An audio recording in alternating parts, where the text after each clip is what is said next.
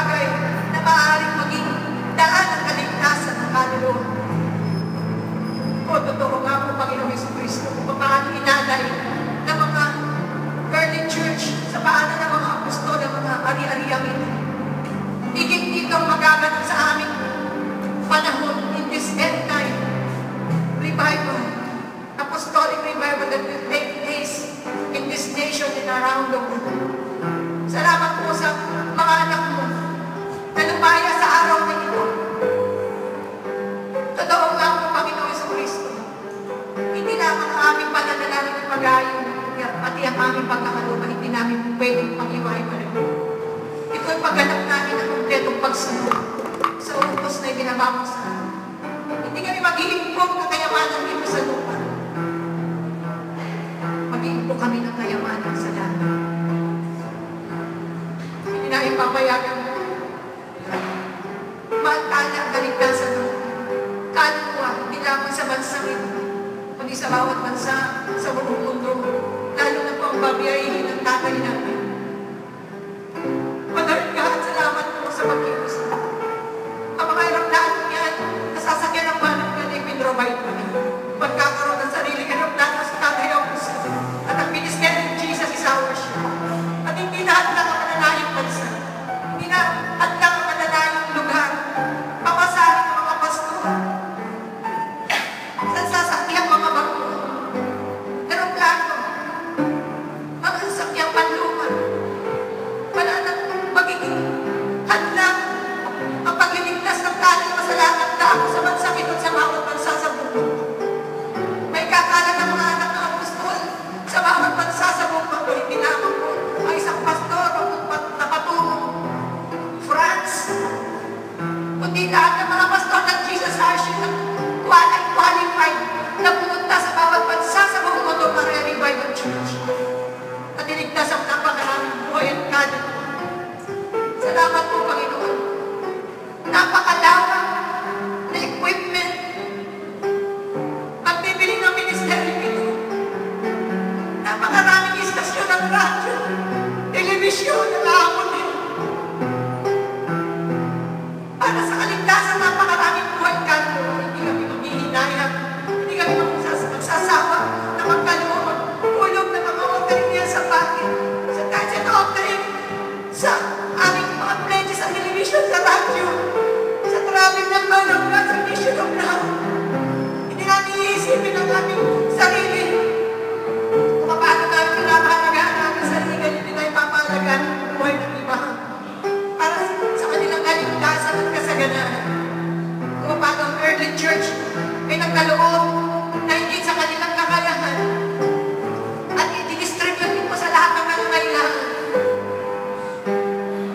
Upang magawa ng mga apostol ng kanilang mandate, ganit din na magaganap sa aming panahon, Lord God. Dalayan mo, Jesus is ours. Lahat ng salamin ito hindi may tatago, ilalabas nila, nire-release para sa malayang mag-aabot ng napakaraming kalong pasok sa langit. O Lord God, bigyan pa po kami ng malaking pasanin sa puso. Malaking pangunawan. O Lord God, salamat sa buong kalayaan ng Jesus is ours. Na pinangunahan yung Apostol Bernardo Di Carrillo. Napakalaking harvest ng kaluluwa na nag-aantay sa Ramadres. Sa India. O Lord God, salamat po. Hindi na magiging usapin ng pera. Hindi na po magiging usapin ng naman ng bangko, Lord God, para makamiyay.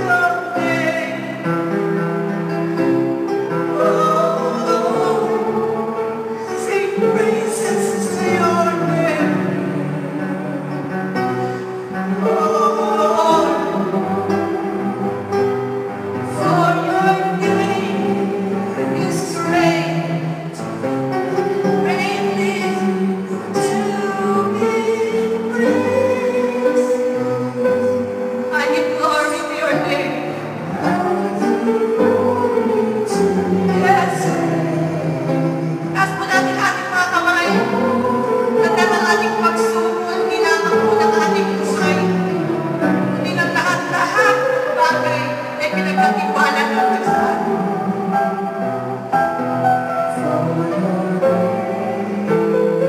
Yes.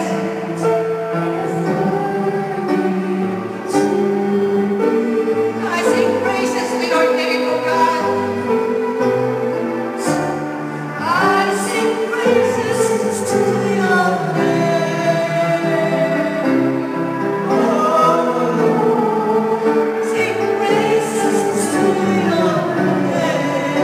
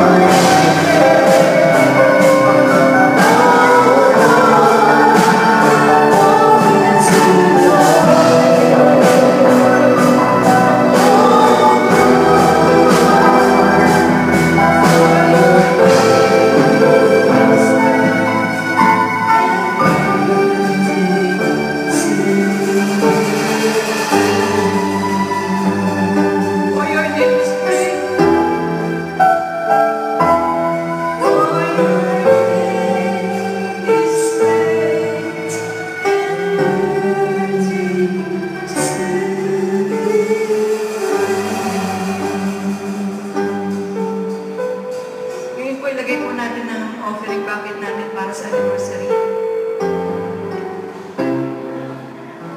Magsisimula po tayong bigay ng ating pong bahagi para sa anibersaryo ng oras na himala. Paano po maliit man o malaki, ihulog niyo po sa offering bucket na ito. God will bless you. Ano mang unang bahagi na ibibigay po natin para sa anibersaryo ay multiply po na magawin sa ating inasahan. Maaaring wala po kayong hawak at ang desire niyo po ay malaki. Sulat niyo po sa papel. At i-redeem po natin ito sa takdang panahon. Dahil ang Diyos po ay magpo-provide ng ibibigay natin sa anibersaryo. At lahat po tayo magbibigay, lahat po tayo magkakaisa.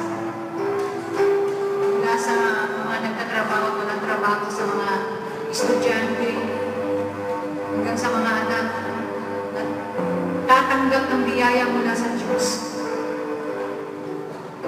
ay magkakaroon. Sige po, sino po ang umawag ng magbigay? Ano man po ang ating pong hawak, itanim po natin para sa anibersaryo.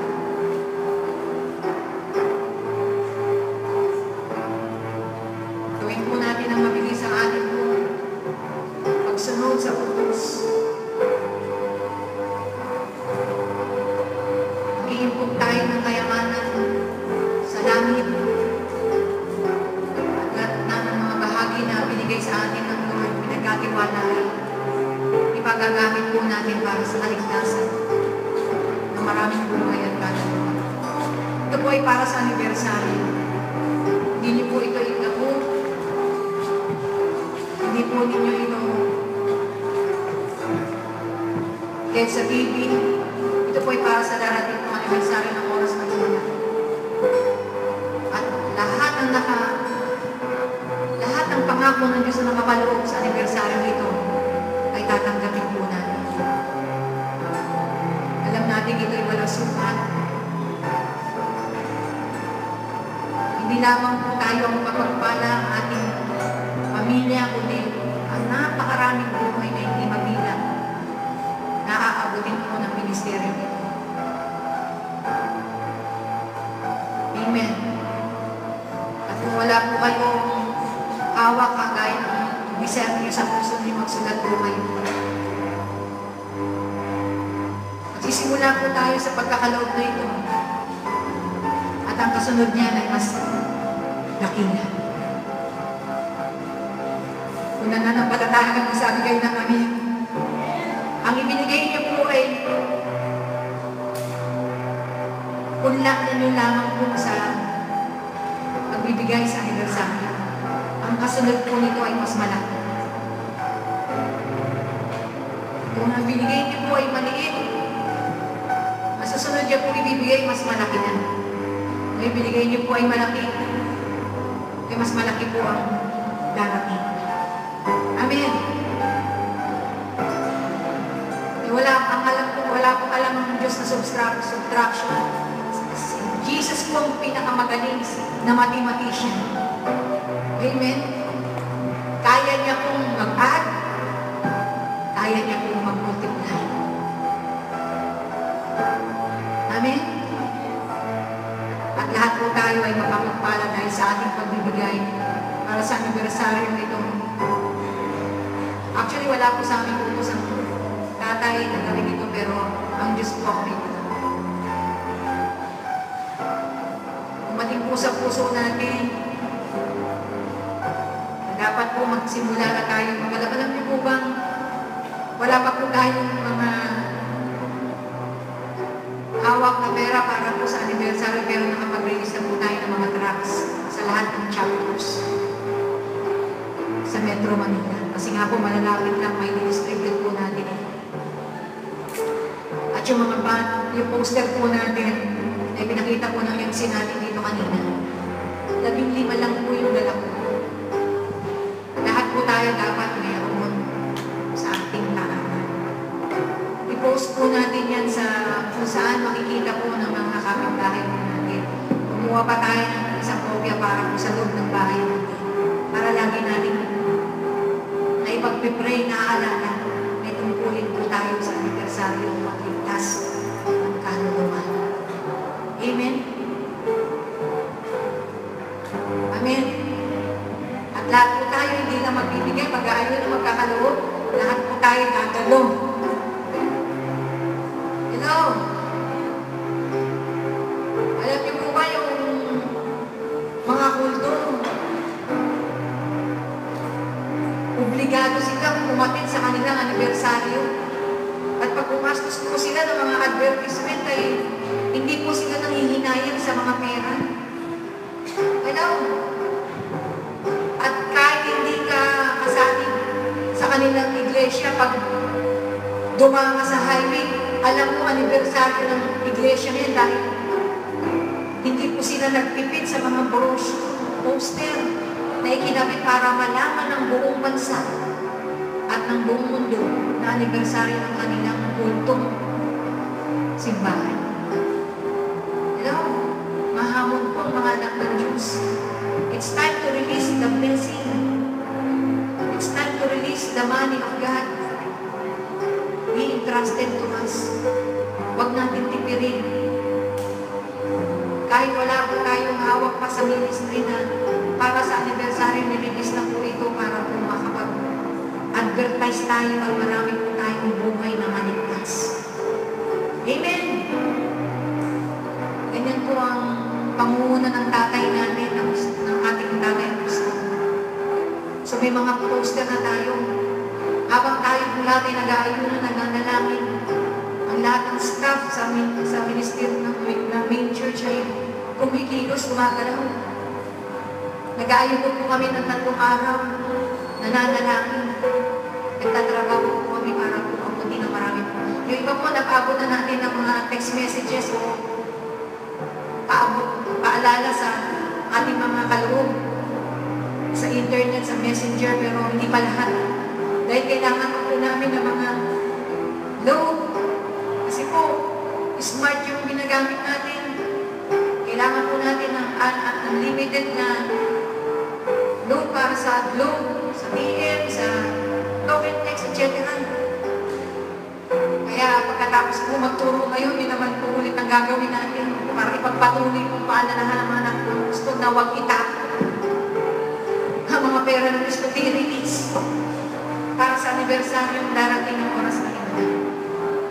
Dahil alam po natin, kakaibang mga himala, amazing, incredible, supernatural, creative miracles ang matutunghayan kung makikita natin sa darating anibersaryo. Amen po ba? At dahil nakadikit na yan sa ministeryo nito, kakambal na po natin ang himala. In-expect po natin ay mas nakita. So ang ating pong pagkakaisa para sa anibersaryo ay napakahalaga. Yung ating pagkakaloob ay bahagi lang po yan, pero yung ating pong buhay para mag-imbita ng mga maraming kaluluwa. Dala po tayo ng mga bagong kaluluwa sa anniversary. Kung kailangan po natin magdagdag ng sasakyan, gagawin po natin. Kung kailangan po natin ng bus para po sa bagong tayo, pagsamahin po natin yung nasa Antipolo City at nandito para po makasakay. Ipinans po natin kung kailangan natin bus. Hindi po mahirap ang bagong tayo. Hindi na tayo kukuha ng trust sa main church. Makakapag-produce na tayo ng sarili natin. Hello? Ilipat na tayo ng bagong church.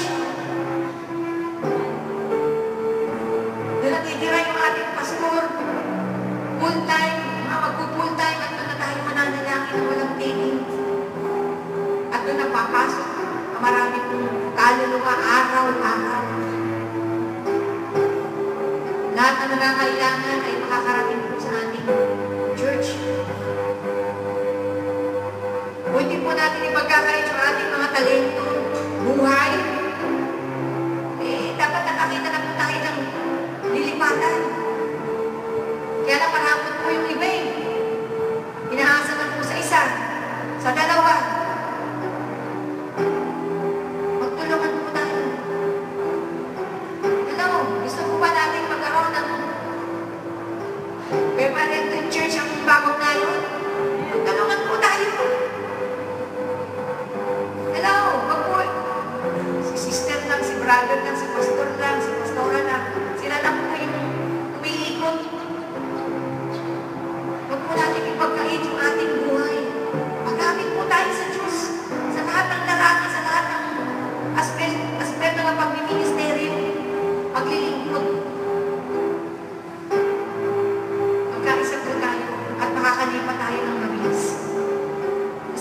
na yan ng Lord eh. Hinihintay na ng Lord yung katapatan natin sa pagsunod. Huwag natin iasa lang sa isa, sa dalawa, yung gaganap na kanilang tungkulin. Lahat po tayo gumanap sa tungkulin natin na inatag po ng Diyos. Masumpungan po tayo tapat. At pag-harap po natin sa Diyos, well done. Well done, my good and faithful servant. Amen. Ilipat na tayo pagkatas ng anibersaryo. Kasi kasuhin na po natin ang lahat ng ito. Para maisaayos po natin. Ako po'y malungkot eh. Talaga nabibigatan ako, sabi ko. Gusto ko na ayusin yung church. Nalilipatan natin kahit na nandun po kami sa majors. Ayos ko nga po yung malapot eh. Amen. Ayos ko nga po yung marilang-ulakan eh. So, yung bagong na yun, ayokong maiwanan ko po ito na hindi po ayos. Kaya nga po naglagay po tayo ng offering bucket dyan para po sa church improvement dahil ito pong bulaklak natin dito, palitan natin ito eh. Amen, na mas bagay po sa presensya ng Lord. Ito pong pulpito natin, iuwi ko nga ito eh. Kung kasya po sa bata, pakiuwi ito mamaya, pakibuhat yung mga kalalakihan. Galing ito sa, andyan yung urban, sakay natin ito, pinturahan natin ito na bagay po sa ating gawain. Amen. Kahit ako po magkabono niyan, okay lang po, ang mahalaga po eh, nagamit po sa karangalan po ng Diyos. Hello? Ito pong design na ito, matagal na ito eh. Mas anointing pa ito. Hindi natin mabago kasi nga, hindi naman ito yung talagang titaran. Hindi natin makabitan na marami pang matter sa mga postings. Nga, hindi pa ito eh. May inihandaan Diyos sa atin. Kaya lang, hindi lahat gusto maghanap eh. Hindi lahat gusto magsakripisyo ng umikot. Kahit nakahanda naman na yung lugar na natin kung lilipatan. Amen? Kailangan po natin magpakasipag. Kailangan po natin umako ng ating responsibilidad. At lahat ng bagay na nakita natin, ano man yung kulang dito ay huwag na po natin hintayin, di maabot po sa atin na i-announce pa natin para po ma-erase natin. Nakikita po natin kung ano po yung kakulangan. Mag-usap tayo, take the initiative. Take the extra mile para po gawin natin yung nararapat para po maging glorious, extravagant ang gawain po ng Diyos every Sunday. Hello! Edisin man yan online. Mapapagpala po ang lahat. Amin po ba, malaya po yung music ministry na makapag-practice po sa at hindi po sila limitado. Makakapag-pray po sila all together, bakit po sila tumayo. Pero po silang lugar na kung saan makakapag-worship sila talaga sila. Tawagin sila worshiper kasi worshiper talaga sila ng Diyos. Amen? At lahat ang gagawin po natin ay magbibigay karangalan sa Lord. So yung upuan na yan, dagdagan pa po natin na dahil tayo magkakasya. Pag lahat po tayo umako ng tungkulin, nagbimbila ng mga kanuma, nagligtas, nag-anyaya, nag-distribute ng mga trans. Amen? Nagkabit ng mga poster, banner. Purihin po, Panginoon, naligtasan ng bagong tayo, di napakadali. Walot na po ng panalangin ng bagong tayo, eh. Kung papaano po napanugutan tayo ng mga bundok, ganun din po nakakalibot sa atin ang kalwalatian ng Diyos. As the mountain surrounds Jerusalem, so the Lord surrounds His people. Amen. Nadama niyo po ba yung presensya ng Lord? As the mountains of Bagong Nayon surrounds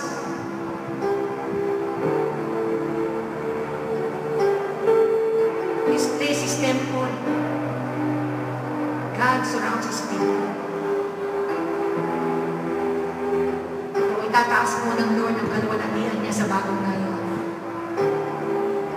At yan po ay mararanasan natin lahat. Bago po tayo ng tungkulin natin ating gagawin na paglilingkod sa Diyos. Amen po ba? And bagong na yun, Jesus is our shield. Bagong na yun will never be the same again. Amen. Palakpakan po natin ang